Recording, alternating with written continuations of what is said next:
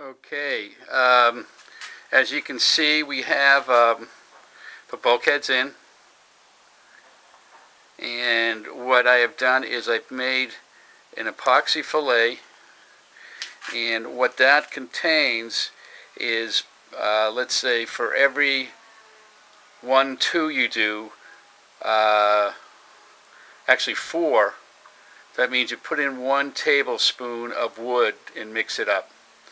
And keep on doing that until you get a thickness a little bit thicker than peanut butter. And you kind of want it to look like this, what you see in here. And you notice in the front I really gobbed, let me put it on macro. In the front here I really gobbed it in.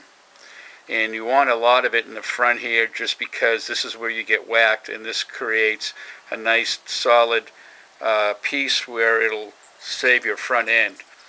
And we go all the way down the end, and if you notice what I was talking about yesterday, now we have water flow not only in the middle but on the side, so it can easily get through. So 2 things that this worked out really well is that you could easily do the fillets and make sure it gets every spot, but also when it's done it also creates great water flow if anything happens when, like an accident where you puncture the board or somehow water gets leaked in there.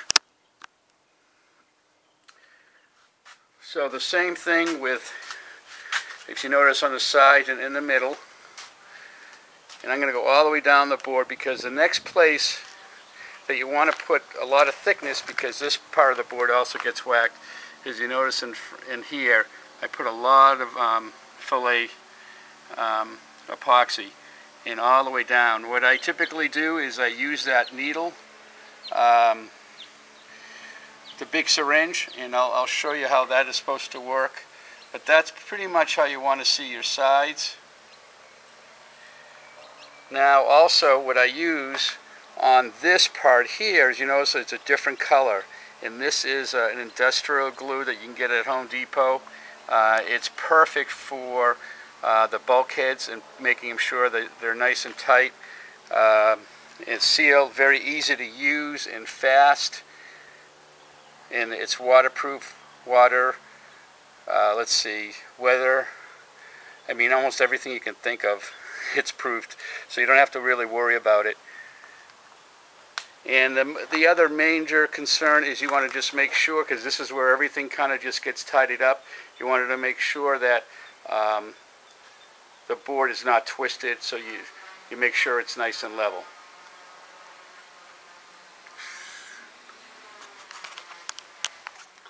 Kind of going backwards here, but this is the big syringe that I was talking about. Let's do a close-up.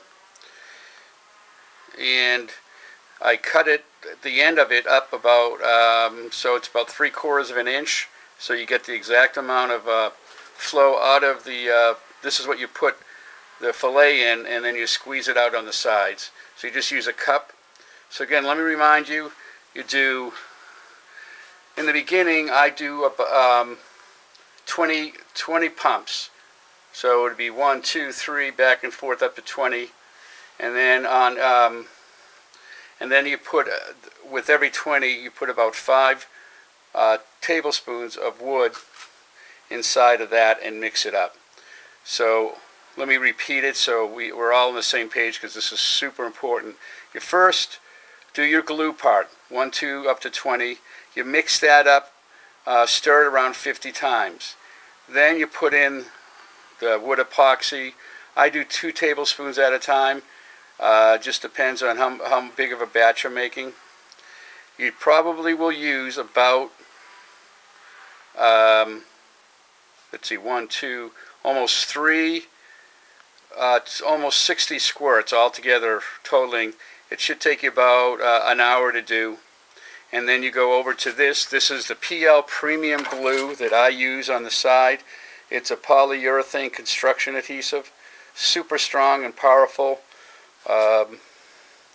Let's see, it is used for wood and metal, and it is, let me see where it shows you that it's, well, you'll see when you buy it, it's waterproof, every kind of proof that you need to have when you're on the water. Anyways, that's the scoop, you guys. I hope you understood that, but these are very important steps because this is where your boat gets all lined up and gets dried up and keeps its shape. Take care, and we'll see you tomorrow.